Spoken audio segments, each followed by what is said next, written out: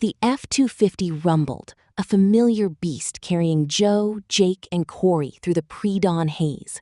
The cab smelled of stale coffee, cheap cigars, and the faint metallic tang of the tools rattling in the bed. Banter bounced between them, easy and worn as their work boots. Joe drove, his eyes on the familiar stretch of highway leading to another site, another day of pouring and shaping the world from dust and water. Outside, the world was a predictable blur of strip malls and asphalt. This was their reality. Solid, dependable, a grid of concrete and steel they understood. They were masters of their small domain, taming the earth 1 yard at a time, utterly unaware of the fundamental fragility of the ground beneath their wheels. It began subtly. The familiar off-ramp was just not there. A strange, uniform gray fog rolled in, swallowing landmarks and silencing the morning birds. Joe squinted, slowing the truck. The road lines vanished, melting into the pavement itself, which now stretched featurelessly to a horizon that seemed too perfect, too straight. Jake nervously checked his phone. No signal. Corey scoffed, blaming the fog, but even he fell silent as the last telephone pole disappeared from the rearview mirror. The sky was no longer blue or cloudy, but a seamless, oppressive lid of pale gray. The rumble of the diesel engine was the only sound left in a world that had suddenly, quietly, been erased and redrawn around them. An hour bled into 2. The landscape remained unchanged, an infinite, perfectly flat expanse of pale concrete under the colorless sky. The sun was a diffuse white heat source with no discernible location. Panic began to curdle the air in the cab. Jake's jokes became strained, then stopped altogether. Corey's rationalizations grew weaker, finally dissolving into a stunned silence. Joe just drove, his knuckles white on the steering wheel, his gaze fixed on the non-existent vanishing point. The fuel gauge, their only measure of time and hope, became a cruel god, its needle creeping steadily toward empty. Every mile forward was a mile deeper into a prison with no visible walls, a perfectly smooth, featureless hell. The engine sputtered, coughed, and died. The sudden, profound silence was a physical blow, more deafening than the roar it replaced. For a long moment, none of them moved, suspended in the vacuum. Then, the creak of Joe's door opening broke the spell.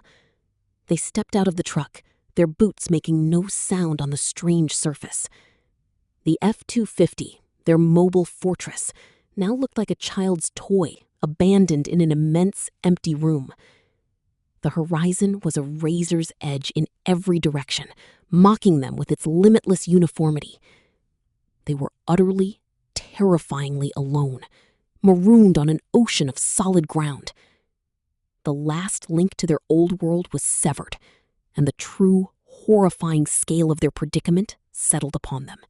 Desperation fueled a surge of defiant action. They were men who broke stone for a living. This was just another slab. They hauled out the demo saws and sledgehammers, symbols of their power over the material world. The saw roared to life, a beautiful, angry noise in the oppressive quiet.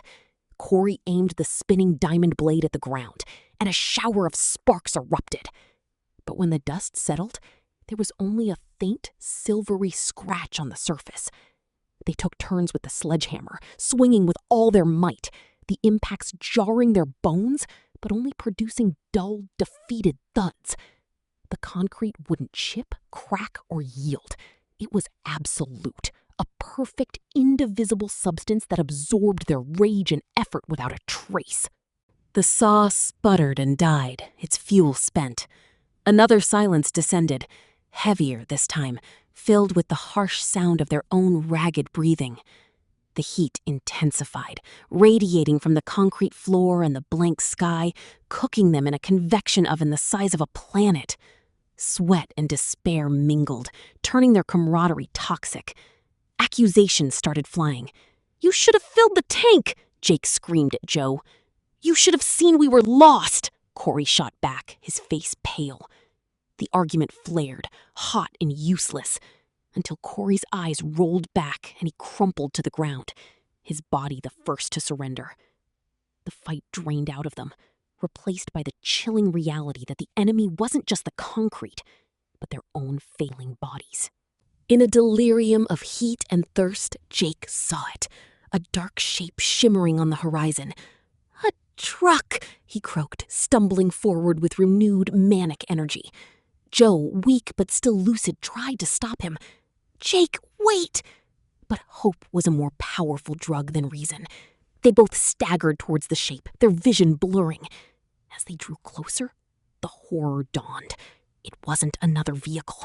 It was a perfect reflection of their own F-250, distorted in the rising heat waves. A flawless, impossible mirage. This was the true nature of their prison. Not just empty, but actively malicious. A hall of mirrors designed to break the mind before the body. Jake collapsed, a sob racking his dehydrated frame. Hope was gone. The mirage shattered their will to fight. Joe dragged Jake back to the truck, laying him in its meager shadow beside Corey's still form. The rage was gone, the panic extinguished, leaving only a hollow, solemn calm. There were no more plans, no more accusations.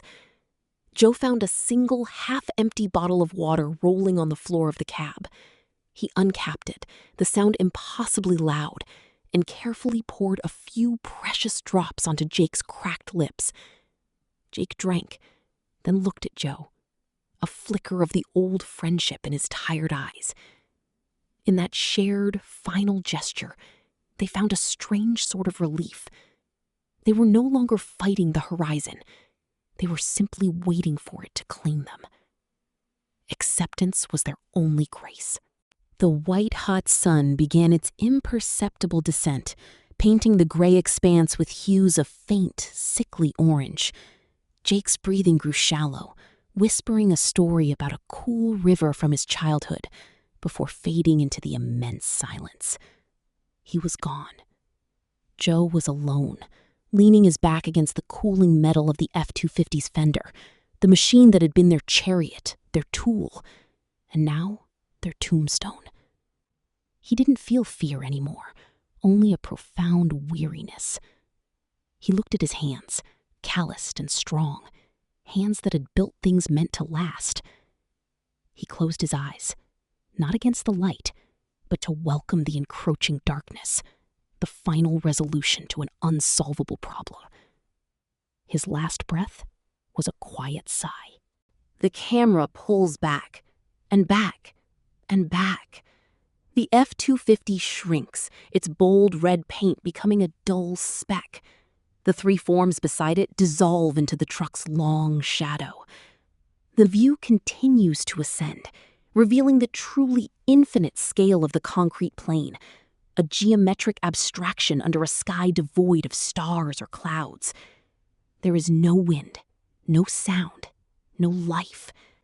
The only evidence that Joe, Jake, and Corey ever existed is that one microscopic, man-made flaw on a surface of impossible perfection. A forgotten monument to a brief, frantic pulse of life in a place where nothing was ever meant to live. Their story is complete, a silent, permanent echo in the heart of absolute emptiness.